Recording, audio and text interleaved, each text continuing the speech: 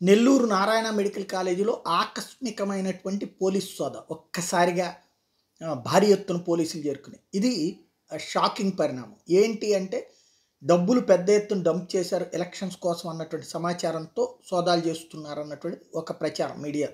అది ఎంతవరకు వస్తుందో తెలియాలి. మెడికల్ కాలేజీలో సాధారణంగా మెడికల్ హాస్పిటల్కి డబ్బులు బాగానే వస్తుంటాయి. అయితే మెడికల్ కాలేజీ అనుబంధ హాస్పిటల్ అంటే సాధారణంగా ఫ్రీగానే ఉంటుంది వైద్యం.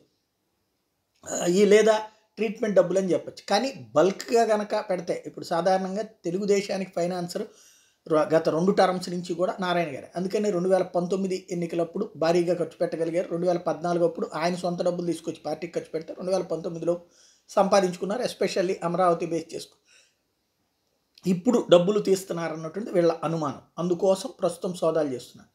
రూపాయలు దొరికితే అదో పెద్ద సంఘటన అవుతుంది. దొరక్కపోతే అది వేధింపులు అవుతుంది. తెలుగుదేశం వాళ్ళని వేధిస్తున్నారన్నట్టు అవుతుంది. ఏం జరుగుతుందో చూద్దాం.